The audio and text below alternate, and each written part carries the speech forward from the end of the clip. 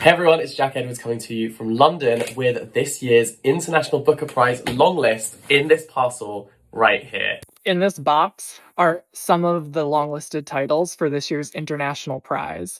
And I thought, well, rather than sit here and open it on my own, I wanted to sit here and open it in front of you.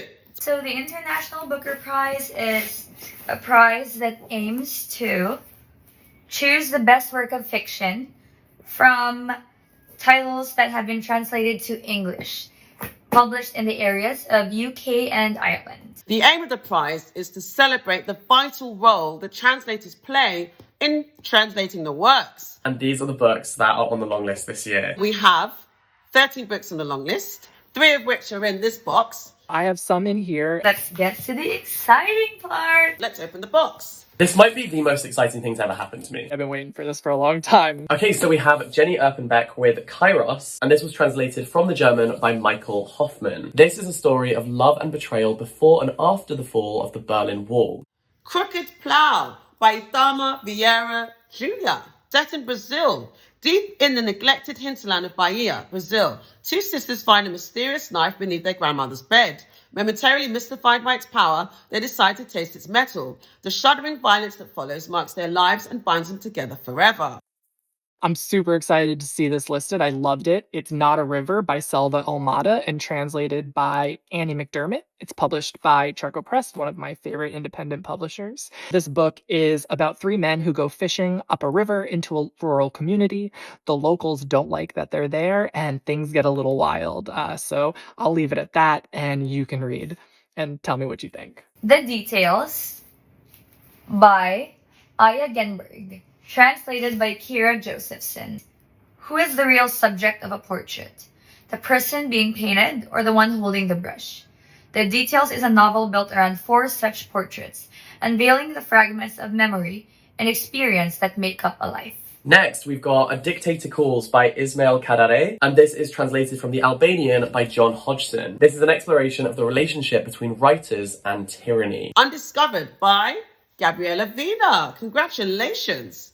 In the wake of her father's death, Gabriela begins delving into all she's inherited from a paternal line. From the brutal trail of racism and theft that Charles left behind to revelations of her father's infidelity, she traces a legacy of abandonment, jealousy, and colonial violence, in turn reframing her own struggles with desire, love, and race. Seeking relief from these personal and historical wounds, Gabriela turns to the body and desire as sources of both constraint and potential freedom. Wow. Bang.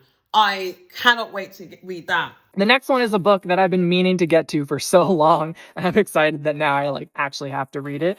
It's The House on Via Gemito by Domenico Starnone and translated from the Italian by Una Stransky, and it's published with Europa Editions, another one of my favorites. Narrated against the vivid backdrop of Naples in the 1960s, The House on Via Gemito has established itself as a masterpiece of contemporary Italian literature. I've actually heard that this is Starnone's magnum opus, so I have really high expectations. I'm really excited to get to this. Maybe I'll even start with it. Next is What I'd Rather Not Think About by Yente Postuma, so translated by Sarah Timur Harvey. So, in brief, precise vignettes full of surprising humor and gentle melancholy, Postuma tells the story of a depressive brother, viewed from the perspective of a sister who both loves and resents her twin. We have got The Silver Bone by Andrei Kurkov, translated from the Russian by Boris Draluk. This takes place in Ukraine in 1919, at a time where the Soviets controlled the city and no one trusts their neighbor. We have Simpatia by Rodrigo Blanco Carron.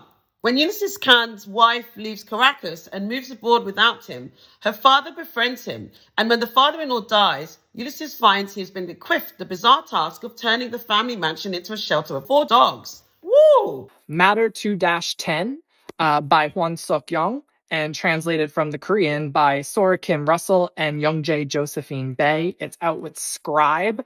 In contemporary Seoul, a laid-off worker stages a months-long sit-in atop a 16-story factory chimney. During the long and lonely nights, he talks to his ancestors, chewing on the meaning of life, on wisdom passed down the generations. And then it's described moves gracefully between gritty, whiffy realism and folktale spookiness. That sounds like my cup of tea. I'm really excited for this one.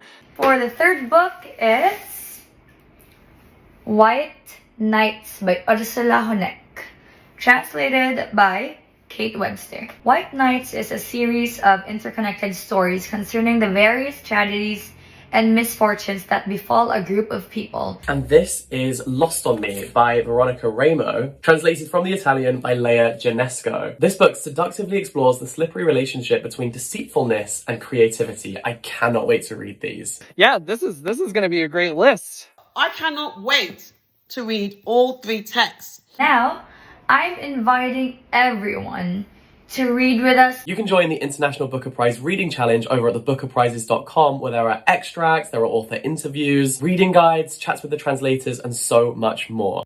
What are we waiting for? Happy reading! I'm going to get started right now.